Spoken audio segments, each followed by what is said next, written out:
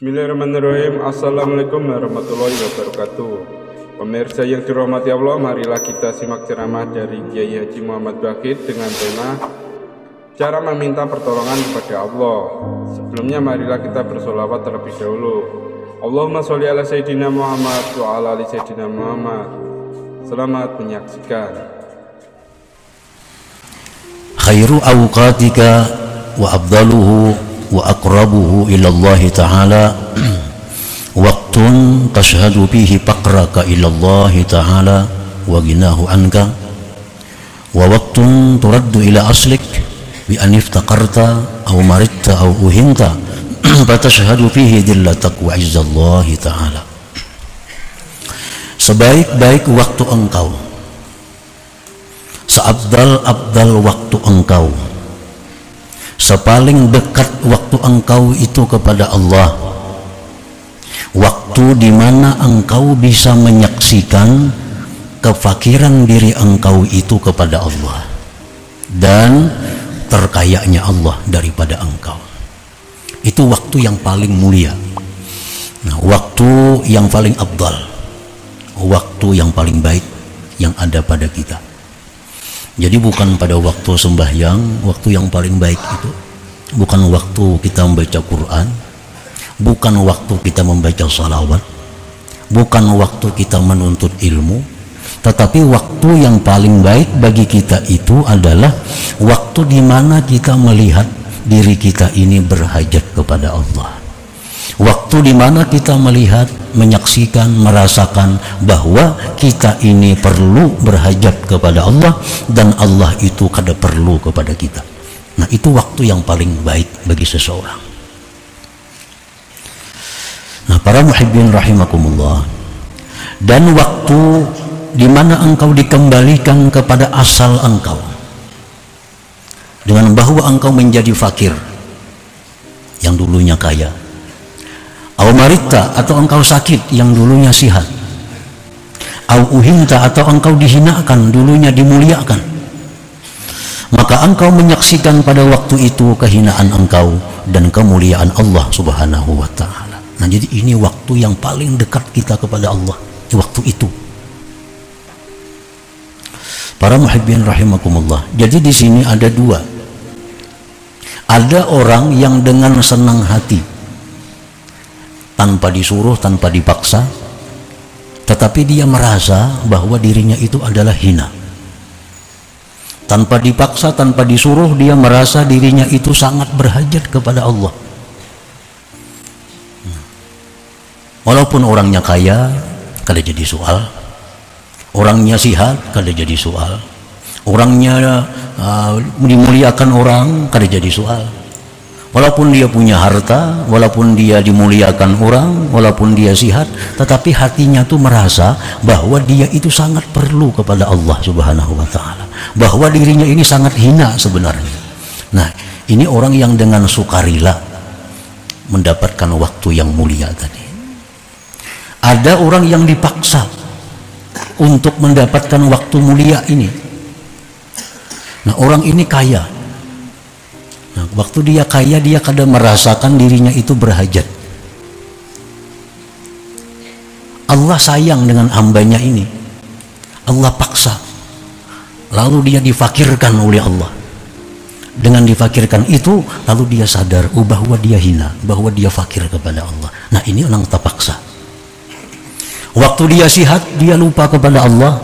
Waktu dia sihat, dia merasa kada perlu pertolongan Allah. Allah sayang dengan hamba ini, disakitkan oleh Allah. Begitu dia sakit, sadar, ternyata aku perlu perlindungan Allah, ternyata aku perlu anugerah Allah. Ada orang yang begitu dia dimuliakan, dihormati, dia lupa kepada Allah. Dia lupa kepada asal jati dirinya sebenarnya adalah yang hina. Nah, Allah sayang kepada dia, Allah hinakan orang ini, maka dia jadi terhina di tengah-tengah manusia. Lalu dia sadar, ternyata aku sangat hina, ternyata aku ini sangat butuh kepada Allah. Nah, ini orang yang secara terpaksa untuk kembali kepada asalnya.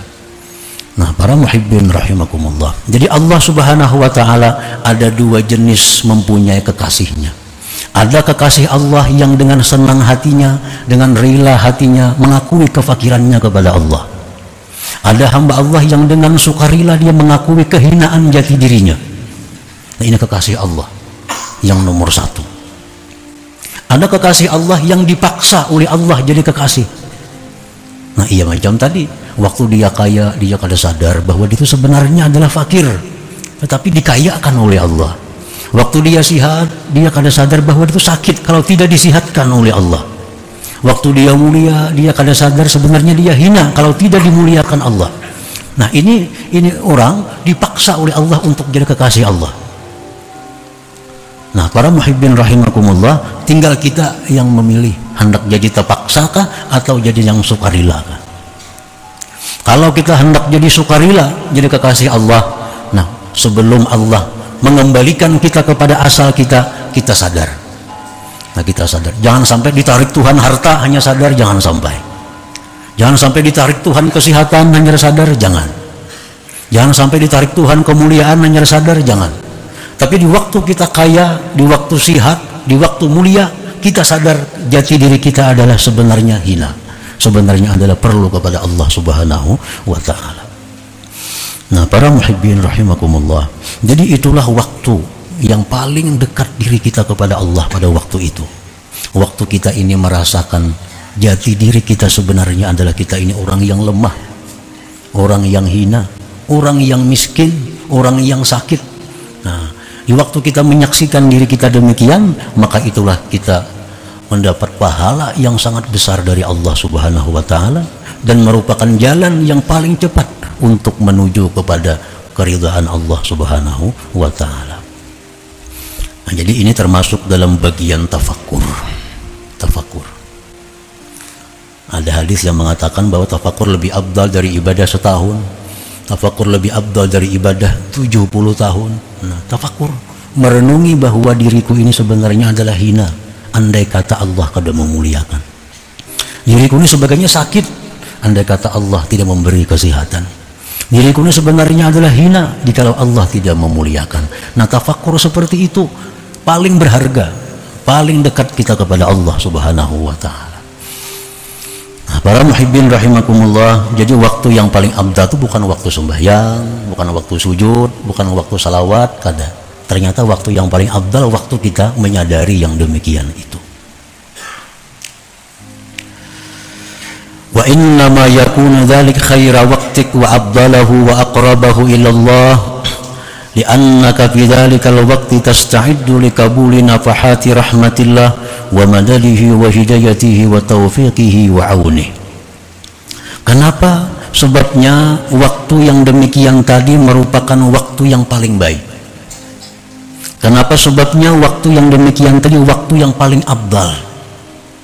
Kenapa waktu yang demikian tadi waktu yang paling mendekatkan kita kepada Allah? Kenapa sebabnya? Nah, karena engkau pada itu waktu, engkau siap, engkau mungkin, engkau ada harapan untuk menerima rahmat Allah, pertolongan Allah, hidayah taufik Allah Subhanahu wa Ta'ala. Nah, itu sebabnya. Pada waktu kita merasakan bahwa diri kita ini hina, pada waktu kita merasakan bahwa diri kita ini miskin, nah di saat itu kita sebenarnya telah menerima rahmat Allah yang besar. Pada saat itu kita menerima pertolongan Allah yang sangat besar. Pada saat itu yang tidak didapatkan dalam waktu yang lain-lain. Nah, itu sebabnya kan ibadah yang dituju sambungan rahmat Allah. Orang beribadah itu apa tujuannya? Supaya dapat rahmat Allah. Makin banyak rahmat yang didapat, maka ibadah itu makin mulia. Makin banyak rahmat yang didapat, maka ibadah itu makin afdal. Nah, di mana rahmat yang paling banyak tercurah kepada kita? Waktu kita merasakan bahwa diri kita ini ternyata hina, kada berdaya, jikalau tidak ditolong oleh Allah Subhanahu wa Ta'ala. Nah, di saat itu nang rahmat itu kata-kata karan lagi datang kepada kita. Qala Allah Ta'ala, firman Allah Ta'ala, innamas sadaqat lil fuqara. Nah, Orang sufi menafsirkan ini firman Allah, hanya saja sedekah itu untuk orang fakir. Kalau ahli fikih menafsirkan zakat itu hanya untuk orang fakir, miskin, kan itu hukum fikih. Tapi kalau orang sufi menafsirkan bahwa sedekah itu hanya untuk fukara, artinya apa? Bahwa pertolongan Allah, rahmat Allah itu diberikan Allah kepada orang-orang yang merasakan dirinya perlu kepada Allah. Nah, rahmat Allah, berkat Allah, pertolongan Allah itu hanya Allah berikan kepada orang-orang yang merasa dirinya itu membutuhkan Allah. Itu letaknya rahmat Allah. Jadi waktu kita ini merasakan lemahnya diri kita, disitulah Allah akan memberikan kekuatan kepada kita. Di waktu kita merasa diri kita ini fakir, Allah akan memberikan kekayaan kepada kita.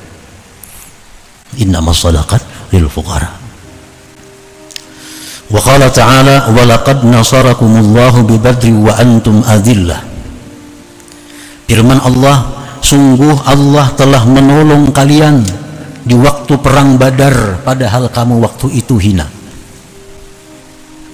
Perang Badar 17 Ramadan, jumlah umat Islam 313 orang, pasukannya 313, unta cuma ada 70, kuda hanya ada 2 kuda. Nah, ini satu pasukan yang lemah. Yang dihadapi siapa? Kufar Quraisy, kafir-kafir Quraisy yang membawa pasukan 1000 tentara, 100 kuda, 700 unta. Itu yang di samping itu orang-orang Quraisy ini tokoh-tokoh mereka yang ikut di Badar. Abu Jahal ada di situ, kumpulan yang kuat-kuatnya. Tetapi Allah memberikan pertolongan kepada kaum muslimin di perang Badar itu. Kenapa sebabnya Allah beri pertolongan? Karena 313 ini begitu melihat musuh kuat, mereka merasa hina. Nah, mereka merasa hina. Tidak ada jalan lain kalau tidak ada pertolongan Allah yang mereka harapkan. Nah, di saat mereka 313 ini merasa dirinya hina, merasa dirinya ini lemah, disitulah Allah menurunkan pertolongan kepada pasukan Badar. Akhirnya apa? 1000 orang kafir pucang kacir bukahan. Nah, kada sedikit nang mati tokoh-tokoh Quraisy pada waktu perang Badar. Abu Lahab, Abu Jahal diantaranya. Abu Jahal diantaranya. Nah, ini contoh bahwa Allah memberikan pertolongan di saat kita merasa diri kita hina. Allah memberikan kita pertolongan saat merasa diri kita ini lemah, kada berdaya, kalau tidak ada pertolongan Allah Subhanahu wa ta'ala.